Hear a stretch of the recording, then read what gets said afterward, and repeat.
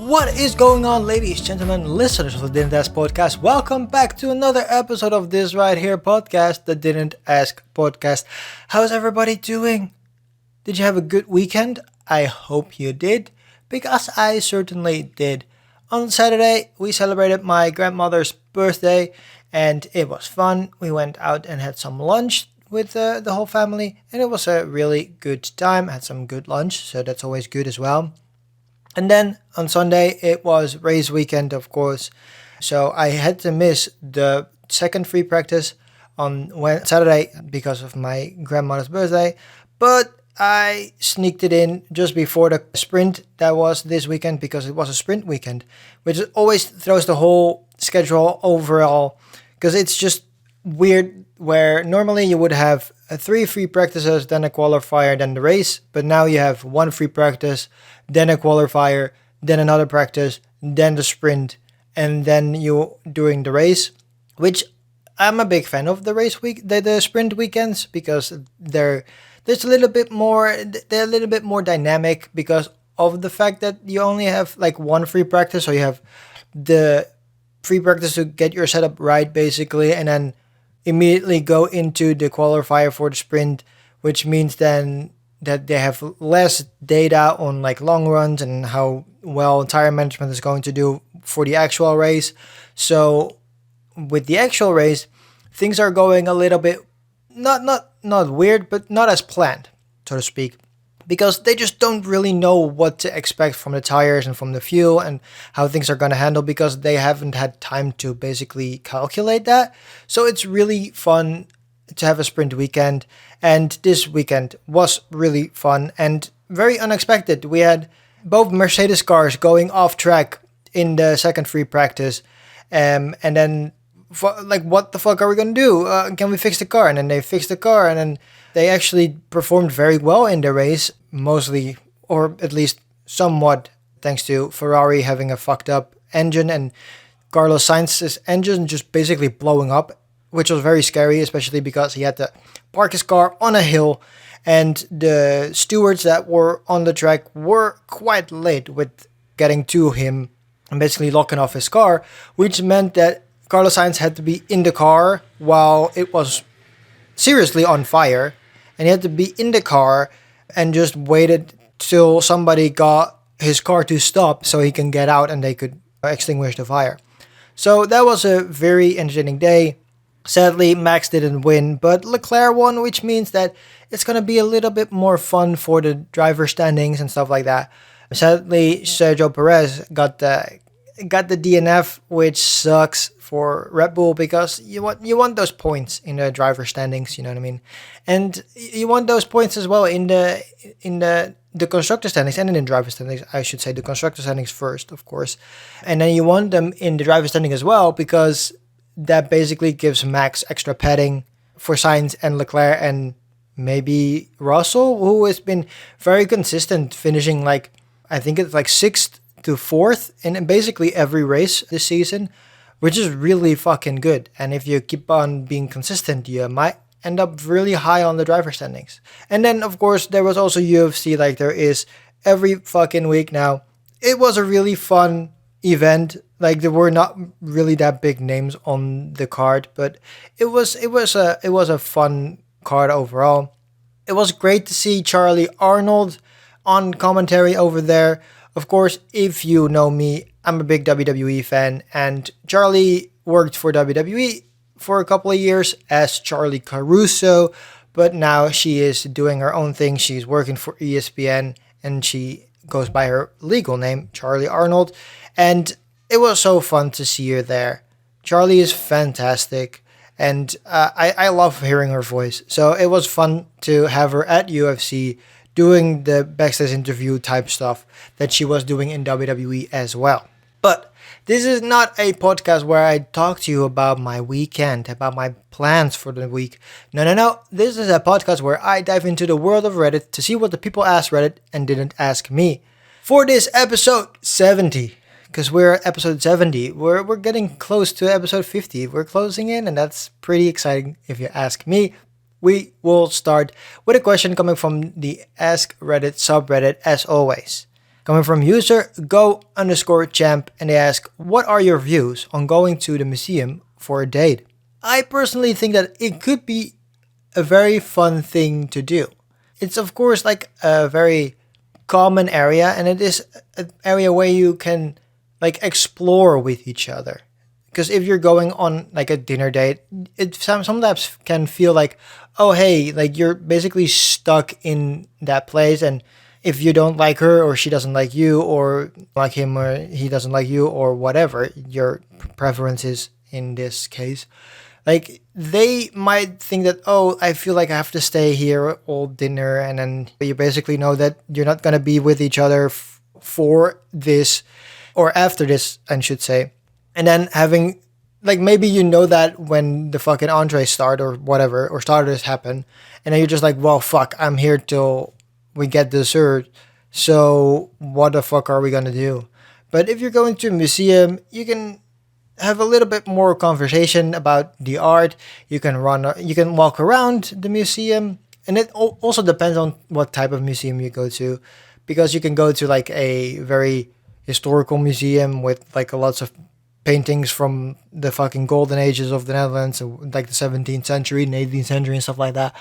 But you can also go to like a more modern art installation, and that would give you a whole different dynamic, because that is gonna change the whole view of what you see of each other, right? Because you're not, again, stuck in this one part of the fucking restaurant, because you get the ability to walk around.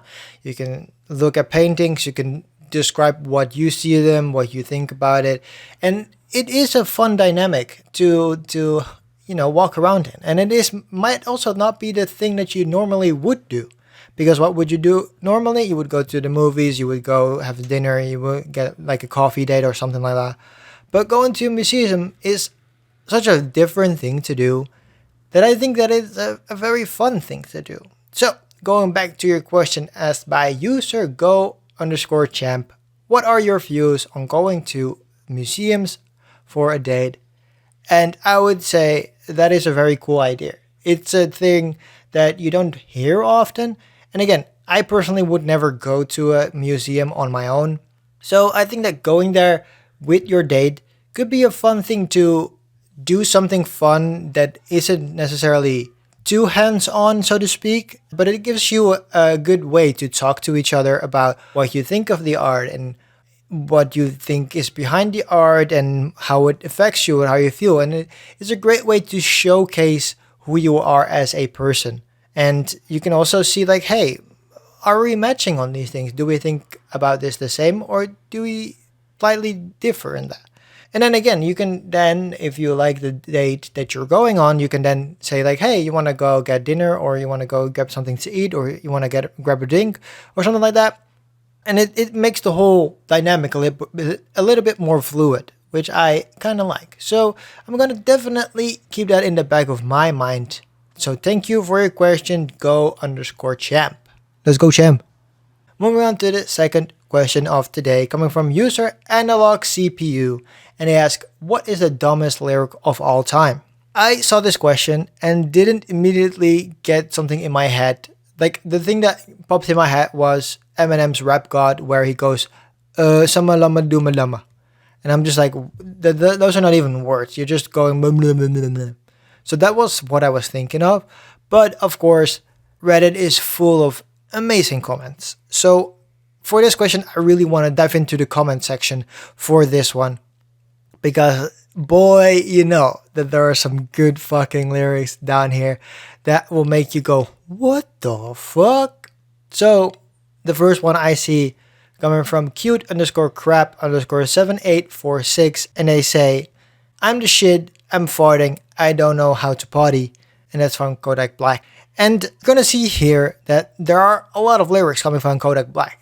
So another one, as a reply on that one, was by Ibra90210, and they say, and my diamonds come from Tokyo.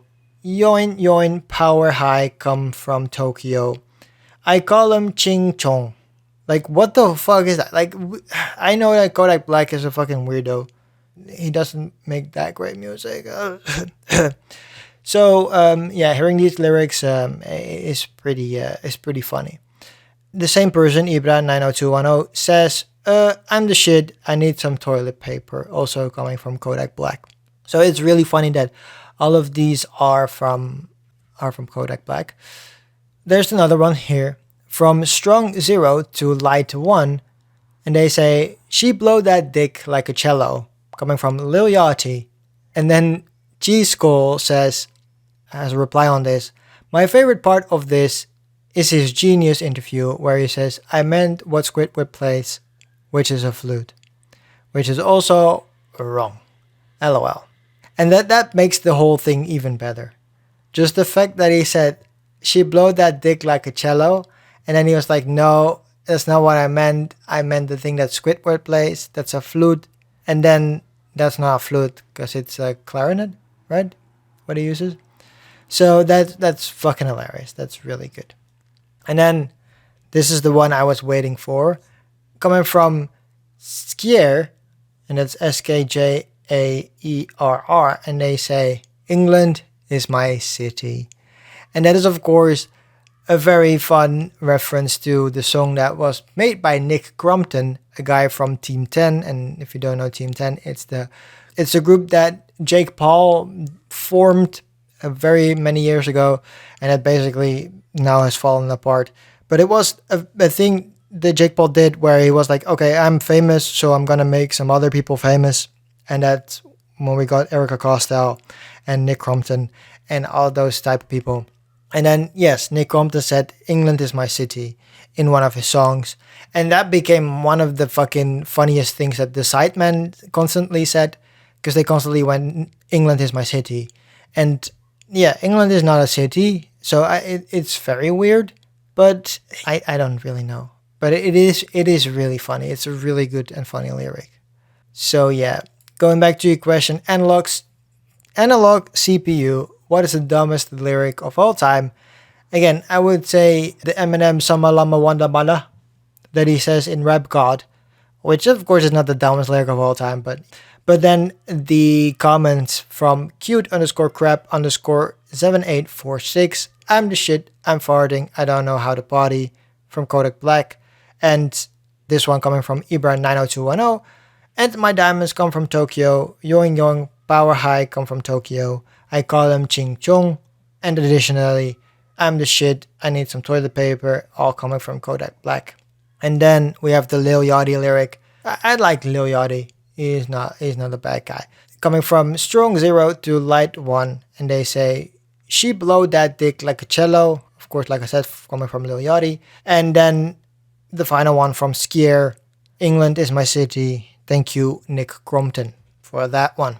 Moving on to the third question of the day, coming from user gimme_da_alien, and they ask, what older game are you still playing obsessively?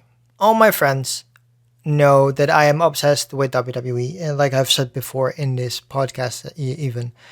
And WWE has been having this game for a very long time, and it's called WWE Supercard.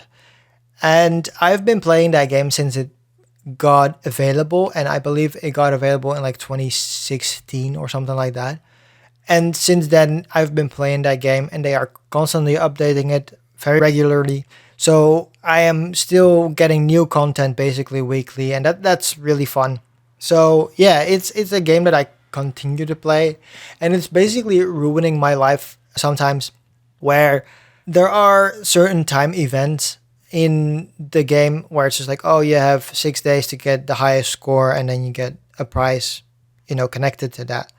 And sometimes I basically have to play the game because otherwise I wouldn't get my rewards, and that's something that sometimes really hurts me in the sense that, yeah, like I want to do something else maybe, but I am kind of stuck playing this game because I want to get the rewards. And again, it is a very luxury problem, like first world problem, where it's just like, oh, I have to play a game, otherwise I cannot get rewards. But yeah, sometimes it's a bit stressful where it's just like, oh god, I am ranked 27 in the league, which means I will go down to another league, and I don't want that, so I have to play for fucking 2 hours straight so I get to the fucking 20th spot, and I don't get delegated. Stuff like that. And there are so many things with the game that I do like. Having the special event cards and having special pay-per-view cards or premium live event now cards is really fucking cool. And collecting coins to get there is also really fun. So there is like a fun grind there, and they made the grind a lot better lately, which is really good of them that they did that. Where before you were only gonna get really good cards with your draft picks or with your putting money into the game. So I think it was like a year and a half ago or something like that, maybe even 2 years ago at this point. But they added feature where all the cards that you drafted, you could then dust, and then over time you would build up this dust meter. And if you get a full dust meter, which I believe is 5,000 points, I think, you then unlock a special board with special cards, and then you can draft cards off of that, which increase your chances of getting a high reward. And having that is a lifesaver, because that means that you're basically gonna get a cool card every, now depending on when you play and how you play, basically every week you're gonna get at least one high card. And then they added the new mode called Survivor, and they added that this year, like early this year, maybe late last year, which is also a very good addition, where it's basically like a battle royale type game where you get assigned a deck of cards, and then you have to trade a card every round that you play, and then the winner goes on, and then after you lose 3 times, you then are fully eliminated. And if you win that game mode, you get a card from your tier. So that is also really nice, because that means that if you play the game well enough, and you can, it's partly based on luck, of course, because you have to be lucky to get the right cards and then trade the right cards and stuff like that. But if you're literally playing your cards right, you probably will be able to get a win out of that. Also, like at least once a week, if you play a couple a day. And sometimes I have had times where I won like 3 a day or something like that.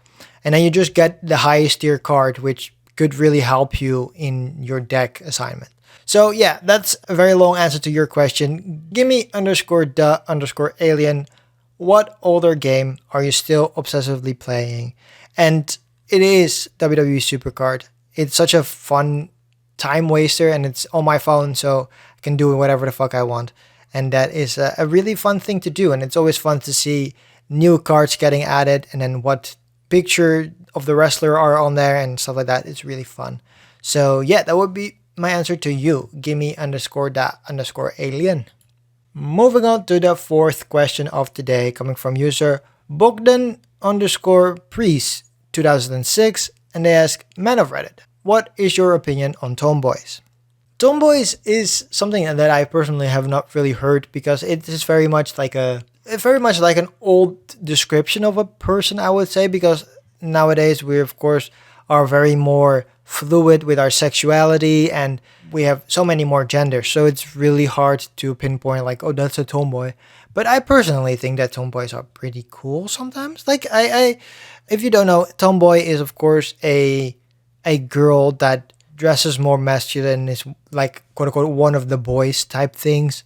I personally, sometimes they're pretty cool, and sometimes sometimes they're a bit too masculine in my opinion. But again, this is coming back to the fucking gender and sexuality fluidity of the times, where it's just like, well, I'm not vibing with that person, but like I think that tomboys are fun sometimes. They do sometimes get into nasty situations, which we saw in Austria this weekend with the race, where there were women at the race and people and men, I'm not going to say people, men assaulted them.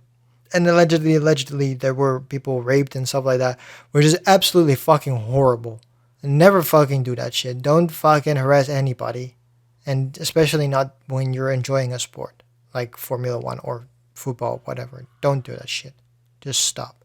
So yeah, but like going back to the question, what is your opinion on tomboys? Like, I think they're cool. I don't really see what's wrong with them. Like, again, it's something that you don't really hear often anymore, but I think that they're totally fine. I think that they're cool, and sometimes they're pretty hot. You know what I mean? So thank you for your question, Bogdan_priest 2006. And moving on to the final question of the Ask Reddit subreddit for today, coming from user Scarab McGee. And they ask, what line from a video game is recognized instantly? And my favorite quote from a video game is, "It's a me, Mario!" Of course, coming from Assassin's Creed 2. I thought about that joke before recording this podcast and I had to fucking make that shit. Like, I had to do it. So if you don't know, It's a Me, Mario is of course from Super Mario, where he goes, "It's a me, Mario!" But Ubisoft made the game Assassin's Creed, and Assassin's Creed 2 is set in Italy, and then you play as Ezio, the main character, and he goes to Florence, I think it goes, and then he meets this guy, and then he goes, "Hey, you can keep this sword, ah!" And then he goes, "What? Do I know you?" And then the guy goes, "You know me? It's me, Mario!" And it's fucking stupid, but it's a really fun gag that I put in the game. So I'm glad I did that. And it's a very fun thing to say. I'm looking slightly over and I see the comments, and this is of course something that you have to recognize, coming from QWERTY something, and they say, "Finish him." And that's of course a Mortal Kombat thing. And that is of course very much a recognizable line. If you hear "finish him," you immediately think of Mortal Kombat. So that is a very good, like, there are so many, of course, now we have the hero shooters, and there are so many lines from Overwatch that I would recognize the game like immediately, because you have Lucio's "Let's break it down," which is really fun. And then you have the Reapers, "Die, die, die."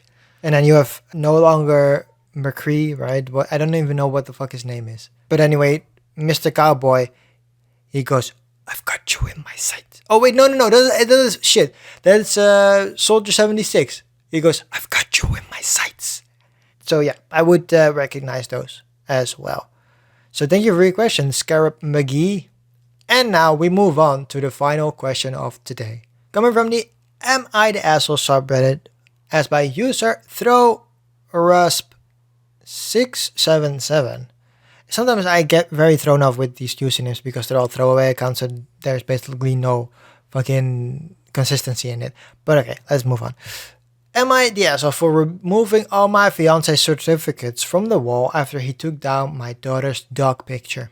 Me, a 30-year-old female, and my fiance, 36-year-old male, got engaged 2 months ago. I own the house we currently live in, but after he moved in, he started helping out with the mortgage payment. I have a daughter, Ruby, a 12-year-old. She adores animals. She had about 7 pets so far in her life. Unfortunately, her dog, Tick, passed away. He was her closest friend and favorite pet. It was devastating for me as well because he was so precious. As a way to honor him, I've printed a medium-sized picture of him, Ruby's favorite, put it in a frame and hanged the frame on the living room wall. Ruby was so happy with it, especially since she gets to see him smiling at her when she walks in. It gives her comfort. My fiancé saw it and got upset. He commented on how strange it was to have the dog's picture up on the wall and how much of a distraction it brings. I felt puzzled because we have all kinds of pictures that we are hanging on the wall. He suggested we removed it, but I ignored him. One day later, I got home and saw that he has taken down the picture. Ruby was in her room crying, holding the picture.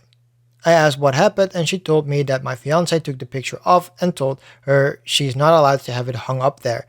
Also told her to keep it in her room if she didn't want to lose it, for good. I was shocked. I rushed out immediately and started taking down all the certificates he had on the wall.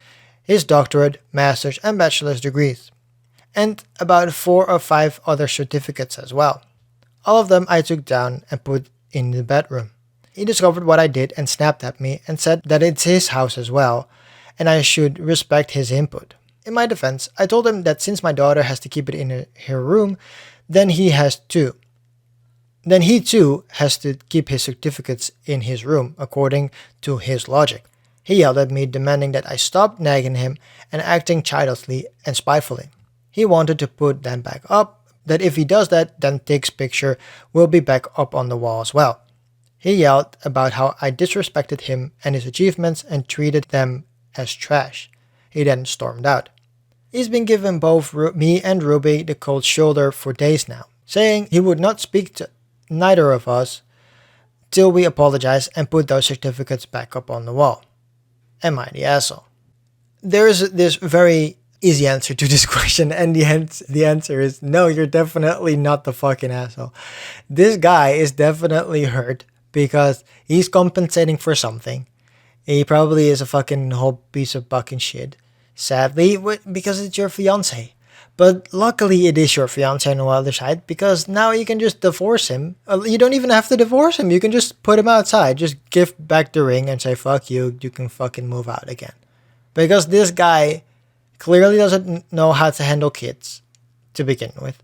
And if he's making such a big issue about a picture of a fucking dog, then I can only imagine what it's going to be when you are talking about something that's way bigger than this. Like, what the fuck is he going to say when you guys need to sell the house? Like, something like that. Or, I don't know, like, yeah, like, what if you guys get married and then get divorced and then you have to reallocate all the shit? Like, this motherfucker will take your house. Well, it's not his, technically. So, like, I think that if the guy is having such a tantrum, throwing such a tantrum about having the dog's picture up, then I am very curious about what he thinks about other things. Where it's just like, hey dude, it's just a fucking picture and the little girl gets happy from it. So why the fuck are we not hanging it on top of that? Is it really gonna hurt so much to have a picture of a fucking dog on your wall? Like, what's wrong with you? This, again, like I'm saying, the guy is compensating for something. I don't know what the fuck it is. But he is definitely, like, maybe because, and this is gonna be very out there, but maybe he kind of feels emasculated because you basically own the house and not he does. Maybe it's something about that, where it's just like he doesn't feel manly enough, so he's now enforcing his rules to be like, I'm the fucking alpha male in this house, which is really bad if you're trying to pretend to be the alpha male by taking down a picture of a fucking dog. Like, dude, it's a fucking picture. Get over yourself. Like, if it was like, I don't know, if it was like a giant fucking picture and it was like in the middle of the fucking room, then I'd be like, okay, maybe, move the fucking thing. But if it's on a fucking wall next to other pictures, then what the fuck is the difference?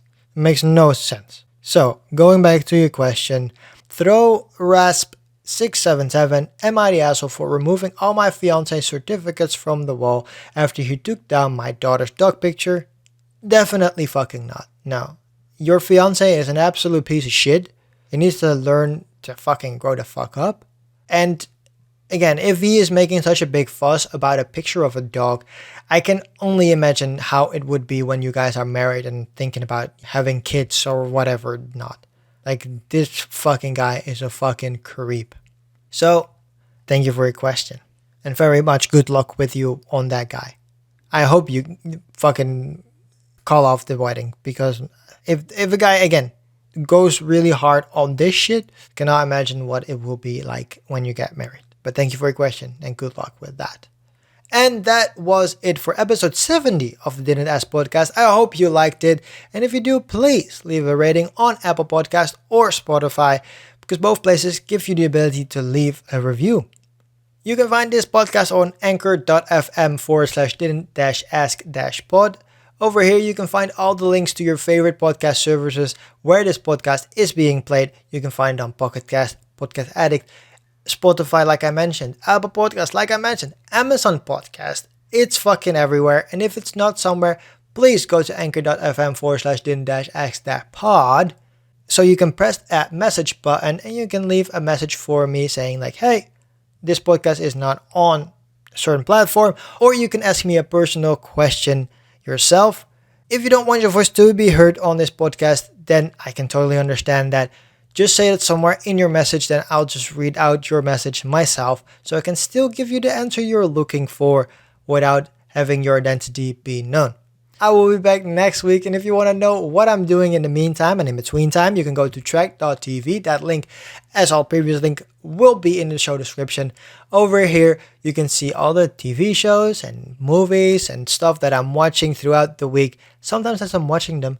So you can follow along with me or even ask me a question about some of these movies and shows that I'm watching. That's fun, right? So that's gonna do it for me for this week. I hope to see you back next week. Thanks for listening and goodbye.